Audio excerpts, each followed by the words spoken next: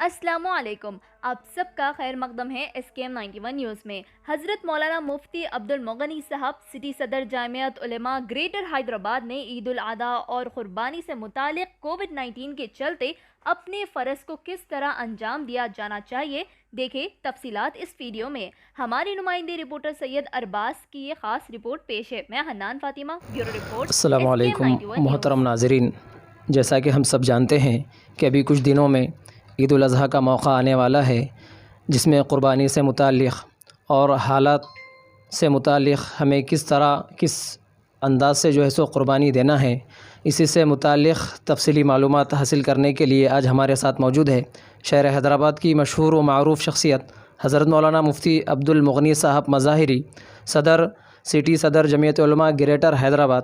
آئیے ہم مفتی صاحب سے اہم معلومات حاصل کریں۔ بسم اللہ الرحمن الرحیم، نحمدہ ونصلی علی رسولہ الکریم، اما بعد۔ ناظرین کرام، سامعین محترم، اس وقت ذی الحجہ کا مہینہ ہے اور اسلامی قمری سال کا آخری مہینہ ہے۔ اسلامی سال قمری سال محرم سے شروع ہوتا ہے، ذی الحجہ پر ختم ہوتا ہے۔ اس آخری مہینے میں دو عمل خاص طور پر انجام دیے جاتے ہیں۔ ایک حج ہے، حج جیسی عبادت ہے، اور دوسرے قربانی۔ حج خاص تاریخوں میں اور خاص مقامات میں ہی ہو سکتا ہے، اس کے علاوہ حج نہیں ہو سکتا۔ تو حج کی تاریخ بھی مقرر ہے، حج کے ایام بھی مقرر ہیں، اور حج کے مقامات بھی مقرر ہیں۔ اور دوسری عبادت ہے قربانی۔ قربانی ان دنوں میں ہر مقام، ہر جگہ میں ہو سکتی ہے۔ صرف سعودی عرب ہی نہیں یا مینا اور عرفات ہی نہیں، بلکہ روئے زمین پر اس پوری دنیا میں جہاں کہیں مسلمان ہیں، صاحب حیثیت اور صاحب استطاعت ہیں، اور قربانی کے ایام اور قربانی کے دن ہیں، تو ان میں قربانی کرنا ان پر واجب ہے۔ قربانی کے دن 10، 11، 12 3 دن قربانی کے بتائے گئے ہیں۔ 10 ذی الحجہ، اس کو یوم النحر کہا جاتا ہے، اور یہ یوم العید بھی ہے۔ اور اس کے بعد کا دوسرا دن ہے 11 ذی الحجہ، اور تیسرا دن ہے 12 ذی الحجہ۔ 12 ذی الحجہ کو غروب آفتاب سے پہلے تک، یعنی مغرب کے وقت سے پہلے تک قربانی کے ایام اور قربانی کے دن ہیں۔ اسلام میں قربانی صاحب حیثیت پر واجب ہے۔ حضور اکرم نبی کریم صلی اللہ علیہ وسلم نے قربانی کی بڑی تاکید فرمائی ہے، بڑی ترغیب دی ہے، اور اس پر بہت زیادہ اجر و ثواب کی خوشخبری سنائی ہے۔ آپ نے قربانی کا اس قدر اہتمام فرمایا کہ مدینہ منورہ میں آپ 10 سال رہے۔ جس طرح آپ نے ہر سال اعتکاف فرمایا، ایسے ہی ہر سال آپ نے قربانی بھی انجام دی۔ اس لیے فقہا کے نزدیک قربانی واجب ہو گئی، قربانی واجب ہے۔ اور پھر آپ نے قربانی استطاعت کے باوجود قربانی نہ کرنے پر سخت وعید اور ناگواری اور برہمی کا اظہار بھی فرمایا، حتیٰ کہ آپ نے فرمایا کہ جن لوگوں کو اللہ تعالیٰ نے استطاعت دی ہے اور قربانی کر سکتے ہیں، مالی گنجائش ہے، لیکن اس کے باوجود وہ قربانی نہیں دے رہے ہیں یا دینے کا ارادہ نہیں رکھتے ہیں، تو وہ ہماری عیدگاہوں میں نہ آئے۔ تو یہ بہت زبردست وعید ہے اور بڑی ناگواری اور برہمی کا اظہار ہے۔ اس لیے مسلمانوں سے گزارش کی جاتی ہے کہ وہ ان دنوں میں، قربانی کے ان دنوں میں، قربانی کا عمل انجام دیں، اور اللہ تعالیٰ کو راضی اور خوش کرنے کی فکر کریں۔ حدیث میں آتا ہے، اللہ کے رسول صلی اللہ علیہ وسلم نے ارشاد فرمایا، کہ قربانی کے دنوں میں قربانی سے زیادہ کوئی عمل اللہ تبارک و تعالیٰ کو محبوب اور پسندیدہ نہیں ہے، قربانی کا عمل جتنا محبوب اور پسندہ ہے، اور کوئی عمل قربانی کے دنوں میں اتنا عمل نہیں ہے کہ آدمی قربانی نہ دے کر صدقہ کرے، کوئی امداد کا کام کرے، رفاہی کام کرے، لیکن قربانی نہیں دے رہا ہے تو اللہ تعالیٰ کو یہ عمل اس کا پسندیدہ نہیں ہے۔ قربانی کر رہا ہے بہت پسند ہے، اللہ تعالیٰ بہت راضی اور خوش ہو جاتے ہیں۔ تو اس لیے قربانی کے دنوں میں قربانی کرنا واجب ہے۔ لاک ڈاؤن، کورونا وائرس اور اس کے جو بھی خطرات ہیں وہ اپنی جگہ پر ہیں۔ ہماری ریاست اور شہر کی جو صورتحال ہے وہ ہم سب جانتے ہیں اور سب لوگ اس سے باخبر ہیں، لیکن اس کے باوجود ہماری دنیا کا کوئی کام موقوف نہیں ہے، رکا ہوا نہیں ہے۔ سیاسی کام ہو رہے ہیں، مذہبی کام ہو رہے ہیں اور سماجی کام ہو رہے ہیں۔ ہر طبقے میں ان کی اپنی خدمات جاری ہیں۔ اسی طرح قربانی کے دنوں میں ہم بغیر کسی خوف اور ڈر کے قربانی کا عمل انجام دیں گے، قربانی کریں گے۔ لیکن قربانی کے لیے یا کسی بھی کام کے لیے جو ہدایتیں اس وقت میں ہیں، طبی ہدایتیں ہیں، محکمہ صحت کی طرف سے ہدایتیں ہیں، حکومت کی طرف سے ہدایتیں ہیں، پولیس کی طرف سے ہدایتیں ہیں، ہم اس کا لحاظ ہر حال میں رکھیں گے، ہر حال میں رکھیں گے۔ اس کا خیال کرتے ہوئے، اس کا لحاظ کرتے ہوئے قربانی جیسی اہم عبادت کو ان 3 دنوں میں انجام دینے کی ہم پوری مخلصانہ کوشش کریں گے۔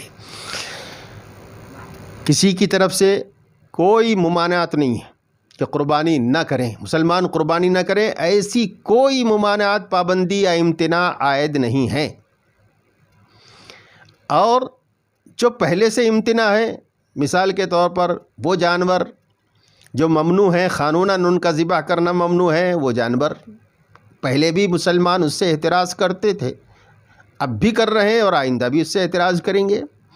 ان کو چھوڑ کر کے جو حلال جانور ہیں، جائز جانور ہیں، جن پر کوئی امتناع عائد نہیں ہے، ممانعت عائد نہیں ہے، ان قربانی کے ان جانوروں کی قربانی ہم بلا کسی خوف اور ڈر کے پوری آزادی کے ساتھ کر سکتے ہیں۔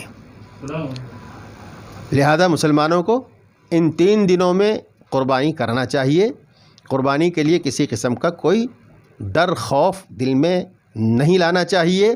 البتہ اس کورونا وائرس کی وجہ سے جو پابندیاں عائد ہیں وہ پابندی ضرور انجام دی جائے، اس کا لحاظ رکھا جائے، ان پابندیوں کے ساتھ قربانی کی جائے۔ مثال کے طور پر قربانی کرنے والے حضرات، خریدی کرنے والے حضرات، جانور بیچنے اور جانور لانے والے حضرات سوشل ڈسٹینسنگ کا لحاظ رکھیں، آپسی فاصلہ بنائے رکھیں، ماسک پہنے رکھیں، ہاتھ میں دستانے ہوں۔ اسی طرح جس دن قربانی کریں گے اس دن بھی ان تمام چیزوں کا خیال رکھا جائے۔ اسی طرح جو قصاب اور قریشی حضرات جانور ذبح کرتے ہیں تو ان کو بھی پابند کیا جائے کہ وہ جو ہے ماسک پہنے ہوئے رہیں اور آپس میں کام کرنے کے دوران ایک دوسرے سے فاصلہ بنائے رکھیں، اور اسی طرح جو ہے سینیٹائزر کا استعمال کریں۔ اپنے اوزار، ہتھیار جو بھی ہے ان کا ذبح کرنے کا اور گوشت بنانے کا جو بھی ان کا اوزار ہے اس کو خوب تیز گرم پانی سے دھو لیا کریں۔ اس طرح سے اگر ہم احتیاط کے ساتھ کام کریں گے تو قربانی اپنی اپنی جگہ آسانی اور سہولت کے ساتھ ہو سکے گی اور آزادی کے ساتھ ہو سکے گی۔ اس لیے میں تمام ان مسلمانوں سے جن کو اللہ تعالیٰ نے حیثیت عطا فرمائی ہے اور پچھلے سالوں میں قربانی دیا کرتے تھے، اس سال بھی قربانی دیں، آرام سے دیں، اطمینان کے ساتھ قربانی دیں اور ان چیزوں کا خیال رکھیں۔ اور آخر میں یہ بات بھی آپ حضرات کی خدمت میں رکھنا ضروری اور مناسب سمجھتا ہوں کہ گوشت جس طرح پہلے آپ اپنے رشتہ داروں میں اور غریبوں میں تقسیم کرتے تھے، اس سال بھی آپ بغیر کسی خوف و خطر کے اور بغیر کسی لحاظ اور اس کے وہم کے آپ اپنے رشتہ داروں تک قربانی کا گوشت پہنچائیں، غریبوں اور مستحقین تک قربانی کا گوشت پہنچائیں، اور قربانی کرنے والے سب سے زیادہ اس بات کا لحاظ رکھیں کہ قربانی جانور خریدنے سے لے کر قربانی کرنے تک صفائی اور ستھرائی زیادہ سے زیادہ رکھی جائے، پہلے سے زیادہ صفائی ستھرائی کا خیال رکھا جائے اور خوب صاف ستھرا رکھا جائے۔ یہ اسلام میں صفائی ستھرائی بہت مطلوب ہے، بہت ضروری ہے، اس کو ایمان کا حصہ قرار دیا گیا ہے۔ اس لیے مسلمان قربانی میں بھی، عام دنوں میں بھی اور قربانی کرنے میں بھی صفائی ستھرائی کا خوب لحاظ رکھیں۔ جانور کی کوئی چیز جس سے کسی دوسرے کو اذیت و تکلیف پہنچ سکتی ہو، اس کو جو ہے اس کو اپنے پاس میں نہ رکھیں، بلکہ جلد سے جلد ان تمام چیزوں کو مناسب جگہ پہنچائیں اور جگہ کو بالکل صاف ستھرا رکھیں۔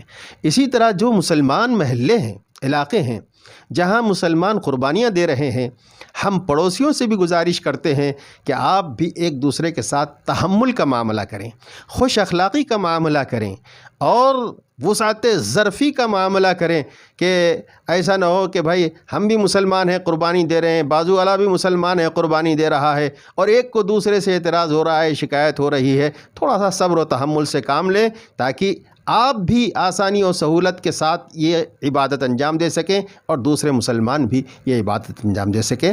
تو بہرحال یہ چند چیزیں ہیں قربانی سے متعلق میں نے جو ہے آپ لوگوں کے سامنے رکھے ہیں۔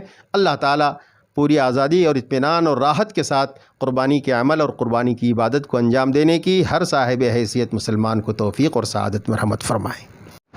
اور ایک اہم گزارش یہ کرنا چاہ رہا ہوں کہ جو حضرات قربانیاں دے رہے ہیں وہ حضرات ہر سال اپنی قربانی کے چرم دینی مدارس کے حوالے کیا کرتے تھے اور آئندہ بھی اب بھی کریں گے اور آئندہ بھی کریں گے، لیکن اس وقت پچھلے چند سالوں سے چرم قربانی ہو یا دیگر چرم ہوں، چمڑے ہوں، اس کی قیمت اتنی گھٹ گئی ہے کہ لوگ لینا، خریدنا اور بیچنا بھی مناسب نہیں سمجھ رہے ہیں۔ اس لیے میں اس وقت گزارش کروں گا کہ آپ قربانی بھی کیجئے اور قربانی کے چرم مدرسے والوں کے حوالے کیجئے، خود لے جا کر کے پہنچائیے تاکہ مدرسے والوں کا ٹرانسپورٹنگ صرفہ نہ ہو سکے۔ اس لیے آپ خود اپنے قریبی مدارس یا ان کے مراکز میں اپنی قربانی کے چرم پہنچائیے اور اس کے ساتھ ساتھ 100-200 روپے بھی مدرسے میں جمع کر کے اس کی رسید حاصل کیجئے، اس لیے کہ چرم کو لانے لے جانے اور حراج کی جگہ پہنچانے یا چرم کی منڈیوں تک پہنچانے میں ٹرانسپورٹنگ خرچہ ہوگا، اور اگر اس کو نمک لگا کر کے محفوظ رکھنا چاہیں گے تو اس کا مستقل خرچہ ہے۔ اس لیے میں خاص طور پر گزارش کروں گا کہ قربانی کیجئے، قربانی کے چرم مدارس کے حوالے کیجئے، خود لے جا کر پہنچائیے اور ہر چرم کے ساتھ 100-200 روپے اور اگر اللہ نے گنجائش دی تو 400-500 روپے مدرسے کے مد میں جمع کر کے اس کی رسید حاصل کریں تاکہ مدرسے والوں کو چرم حاصل کرنے، وصول کرنے، نمک لگانے، بیچنے اور چرم کی منڈیوں تک پہنچانے کا جو صرفہ خرچہ ہے وہ اس کا بوجھ اور اس کا بار ان مدرسے والوں پر نہ پڑ سکے۔